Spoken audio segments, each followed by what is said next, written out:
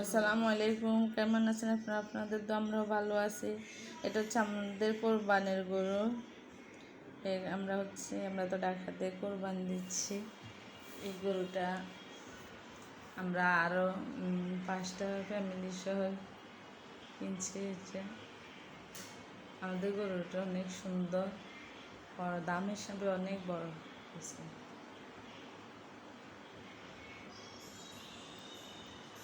আমাদের গরুটা কেমন হয়েছে আমাদেরকে কমেন্টস করে জানাবেন। এখন আমি, আমার মেয়ে, আমার হাজব্যান্ড, ছেলে রাত্রেবেলা দেখতে আসছি। এটা হচ্ছে ঈদের দিন সকালবেলা আমরা কী কী খাচ্ছি দেখেন। নাস্তা বানাইছি সকালবেলা, শীতল আব্বুর জন্য রুটি, সেমাই, মুরগির মাংস, আম, ডিম ভাজা। আমাদের ঈদের দিন সকালবেলার নাস্তাটা এটা খেয়ে নামাজে যাবে। নামাজ থেকে ওখানে গরু জবাই দিতে যাবে আর কি। এখন ওরা সবাই রেডি হচ্ছে, বাপ ছেলে রেডি হয়ে গোসল টোসল করে রেডি হয়ে খাওয়া দাওয়া করবে। পরে নামাজে চলে যাবে আর কি। আমি তো বাসায় একা একা, আমার ভাইয়ের বউ আমাদের বাড়িতে কোরবান দিচ্ছে, ওখানে চলে গেছে নোয়াখালীতে। আর আমি ঢাকায়, আমার বোন দিচ্ছে। আমরা 3 ভাই বোন, 3 জায়গায়। বোন কুমিল্লা দিচ্ছে কোরবান। এখন শীতলের আব্বু আসছে নাস্তা খাওয়ার জন্য, মসজিদে যাবে। তো আবার অসুস্থ, পক্সিটার পর থেকে শরীরটা অনেক খারাপ যাচ্ছে। এখানে আমাদের মাংস পুরো জবাই করে মাংস কাটতেছে। এখন আমরা বাসায় মাংসগুলো নিয়ে আসছে। ছেলে কিছু রান্না করার জন্য ছেলেকে দিয়ে 10 কেজি মাংস পাঠাই দিছে। আর হাজব্যান্ড পরে এগুলো আমি একটু রান্না করব। এখন 3-4 কেজি মাংসের মতো আমি রান্না করতেছি। সব আমার বাটা ফোটা মশলা, জিরাকে ব্লেন্ডার করলাম, আর শুকনা মরিচ ব্লেন্ডার করলাম। সব বাটা মশলা দিয়ে শুধু হলুদের গুঁড়াগুলো, গরম মশলা গুঁড়াই দিলাম।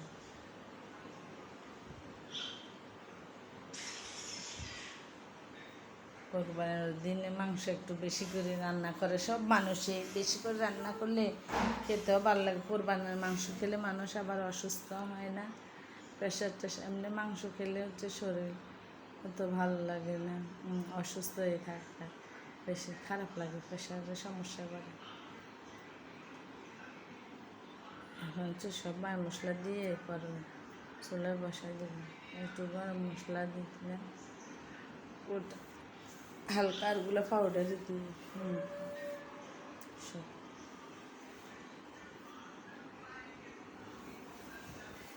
একা একা থাকা, খালা সকালবেলা এসে কাজ করে চলে গেছে। এখানে এটা ধনিয়া গুঁড়া দিচ্ছে। খালা আসবে বিকেলের টাইমে। খালা আসছে সকাল 8টা, 8:30-8টার দিকে। এই খালা শুধু কাজ পাখি ঝুঁকে দিতেছে। আমি মাংসগুলো দিয়েছি তেলে, আমার হাতটা কিনে ওটা সব রকম মশলাকে গুঁড়া করে গরম মশলা গুঁড়া দিলাম। আমার ওই হাজব্যান্ড বলতেছে আর গোটা মশলা না দিত, দাঁতে নিচে পড়লো নাকি, এটা ভালো লাগে না। আমি আজকে মাংস সরিষার তেল দিয়ে রান্না করব। গরুর মাংস বেশি সরিষার তেল দিয়ে রান্না করলাম। কোরবানের মাংসটা অনেক মজা লাগে খেতে। এখন ভালো করে একটু মাখাই নিচ্ছি সব কিছু দিয়ে। পাতিলটা আমার একটু ছোট হয়ে গেছে। এখন অনেকগুলো 3.5 কেজি বা 4 কেজি মাংসের মতন হবে। বাসায় কিন্তু মানুষ আমরা 4 জনের। মেয়ের তো ছোটো তো খাই না, আমি, ছেলে আর রাব্বু। তো আমরা প্রতিদিন এমনি মাংস রান্নাগুলো একটু কমে খাই, আর কোরবানের মাংস দেখে একটু বেশি করে রান্না করতেছি। আর মাংসগুলো অনেক সুন্দর হয়েছে, কাটা আমাদের কাটছে। আমাদের মাংসগুলো আবার কষাই দিয়ে কাটা হয়েছে। ওই কষাগুলোর কাজটা সুন্দর, সব একবার পরিষ্কার করে। মাংসের মধ্যে কোনো রকম কাঠে বা কোনো কিছুর থাকে না, ময়লাগুলো নেই।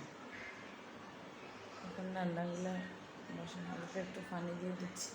কোরবানির মাংসের মধ্যে আবার বেশি পানি হচ্ছে। এখন আমার রান্নাও শেষ, আমরা এখানে হচ্ছে খাওয়া দাওয়া শেষ। খাওয়া দাওয়ার ভিডিওটা দেখাই নাই, ওই সময় কাজের পাকে সময় পাই নাই, জন্য হচ্ছে দেখানো রান্না। এখানে মাংস হচ্ছে অল্প একটু আছে। এখন বাকি মাংসগুলোকে হচ্ছে আমি কাটে কুটে সব প্যাকেট করে নেব। এগুলো সব হাড্ডিগুলো আলাদা, সব একসাথে করব। এখান থেকে কিছু মাংস আমার শাশুড়ির জন্য নিয়ে যাব, এগুলো পায়াটা আর কি সবগুলো মিশাই আমি করতেছি, কাটাকুটা করতেছি। হাড্ডি মাংস সব একসাথে মিশাবো। আমাদের মাংস হচ্ছে মাংস হাড্ডি মিলে 41 কেজি। আমাদের ভিডিওটা ভালো লাগে লাইক করবেন, কমেন্টস করবেন, সাবস্ক্রাইব করবেন, বেশি বেশি করে শেয়ার করবেন। ভুল টুটি হলে ক্ষমা করে দিবেন। এখানে হচ্ছে মাংস হাড্ডি সব আলাদা আলাদা করে বললাম আর কি। আমি এখানে আমাদের ভিডিওটা এখানে শেষ, আজকের মতো শেষ।